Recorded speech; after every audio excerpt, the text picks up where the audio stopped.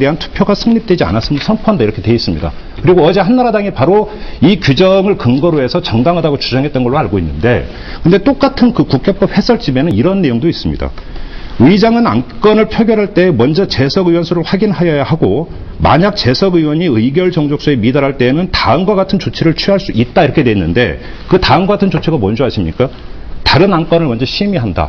사내를 선포한다. 이런 겁니다. 다시 말해서 그 자리에서 즉각적으로 다시 표결하십시오라고 하지를 않는다라는 겁니다. 바로 여기서 지금 무효냐 부결이냐 그래서 아주 법률적으로 디테일하게 들어가서 이게 부결에 해당이 되는 것이냐 아니면 무효냐의 문제를 떠나서 어제 그 많은 그 국민들이 TV를 통해서 보지 않았습니까?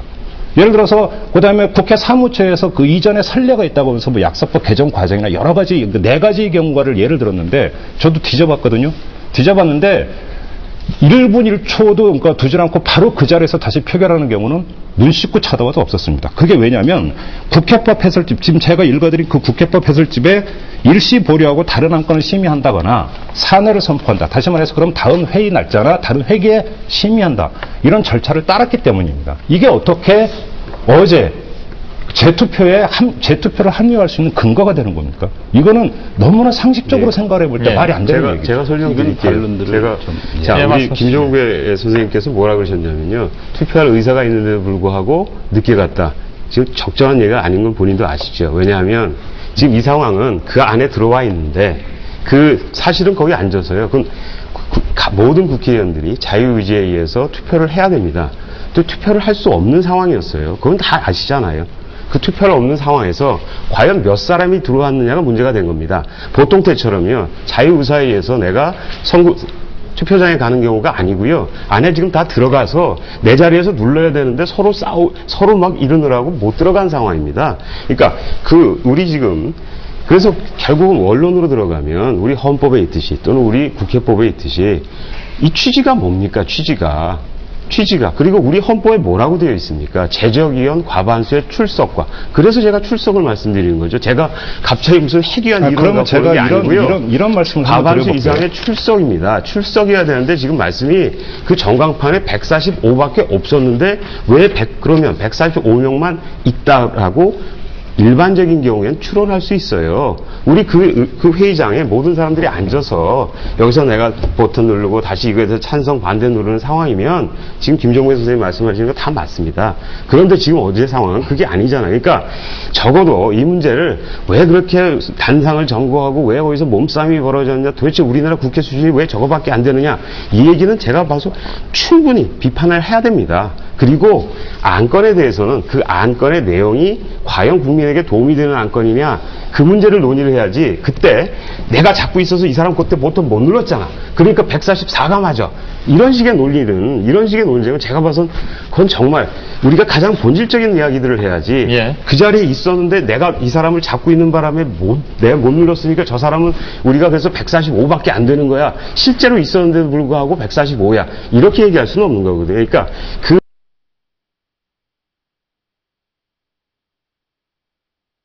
구체적인 산정하는 방식에 대해서 우리가 논쟁하기보다는 이 법안의 내용 그리고 왜 이 국회가 이렇게까지 갔느냐라는 큰 그 본질적인 알겠습니다. 이야기들을 이야기해야 된다고 그게 아니죠. 지금 쟁점이 되는 것은 지금 그 문 교수님 말씀과는 정반대죠. 그러니까 어떻게 하다가 국회가 여기까지 갔느냐의 문제는 그건 국민적 화두입니다. 그리고 네. 길게 그리고 깊게 이야기를 해야 되는 사안이에요. 문제는 그런데 지금 잠깐만요. 지금 화급을 다투는 문제는 민주당과 야당, 그러니까 민주당을 비롯한 야당들이 공조해서 헌재에 지금 효력정지 가처분 신청을 했습니다. 방송법에 대해서. 네. 다시 말해서 이 방송법이 그러니까 사느냐 죽느냐라고 갈림길에 와 있어요. 물론 그 결정 주체는 헌법재판소입니다. 그럼에도 불구하고 이것이 미치는 엄청난 혼란이 있기 때문에 먼저 이 문제를 정리를 해야 되는 거고 수수는 그렇다면 이 문제를 정리하는 데 있어서 그럼 표결의 정당성이 있는 거냐의 문제가 되니까 당연히 그 문제를 짚어야 되는 거죠. 근데 문 교수님의 말씀에 따르면 투표할 의사가 있었는데 그때 당시에 본회의장 안의 상황 다시 말해서 물리적 충돌이 빚어지고 함으로써 투표를 자유의사에 따라서 자유롭게 할 수 없었던 상황 바로 이런 것들이 가만히 돼야 된다고 말씀을 하신 거 아닙니까? 그러면 저는 어차피 모든 법률적 어떤 판단과 평가라고 하는 것은 행위의 결과 그죠? 행위의 결과를 가지고 판단이 되는 거고, 일단 이 점을 하나를 지적을 하고요. 또 한 가지 문제는 100번 양보해서 문 교수님의 주장을 받아들인다 하더라도 지금 문제가 되고 있는 건 방송법이고, 방송법 이전에 신문법 표결이 있었습니다. 신문법 표결에 재석 의원이 몇 명 나왔습니까? 162명인가가 나왔습니다. 네.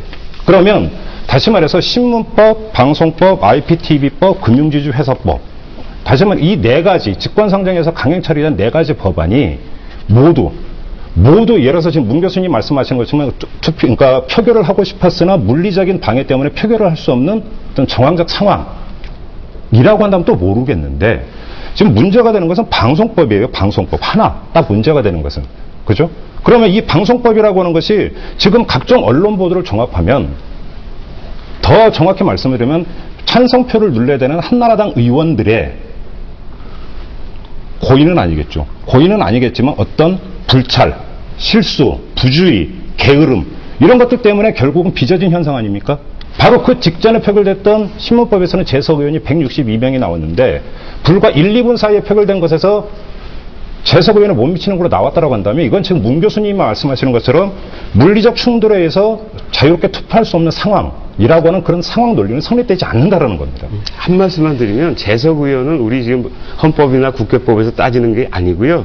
출석 의원입니다. 몇 사람이 출석했느냐고 그 출석을 우리가 추정하는 가장 좋은 방법이 버튼을 누르는 지금 재석 의원입니다.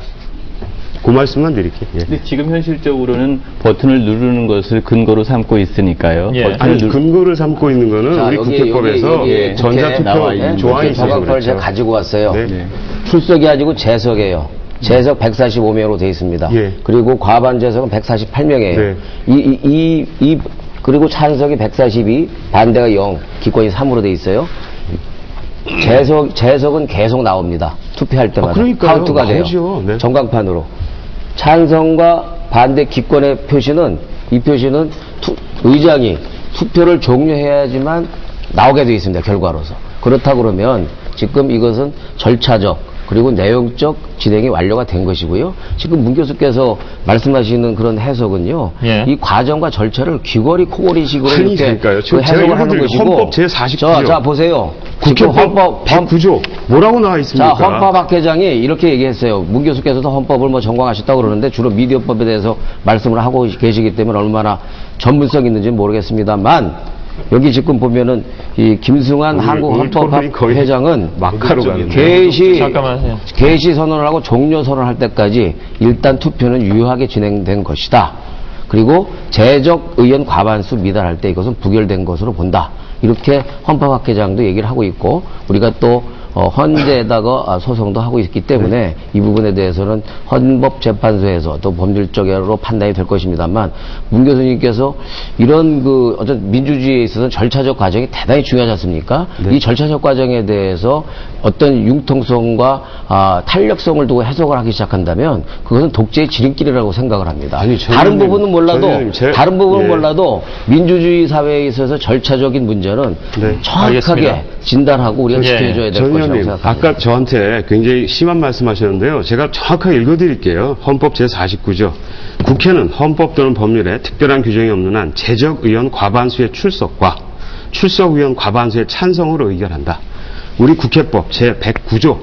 의사는 헌법 또는 이 법에 특별한 규정이 없는 한 재적 의원 과반수의 출석과 출석 의원 과반수의 찬성으로 의결한다. 제가 드리는 말씀이 왜 궤변이고 제가 드리는 게.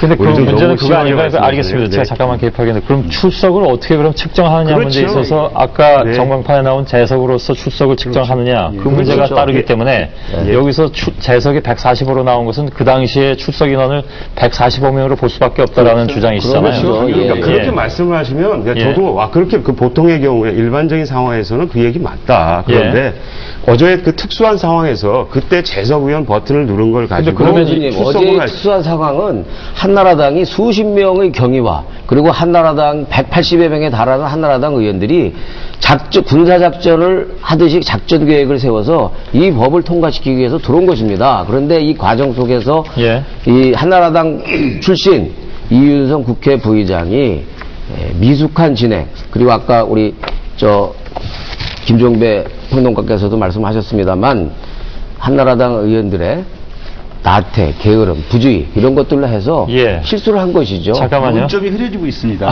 중요한 것은 예, 제가 한 가지만 좀 질문을 예. 드리겠습니다. 예. 문 교수께 드리겠는데 그러면 계속 그 문제로 서로 의견이 좀 안 맞는데요.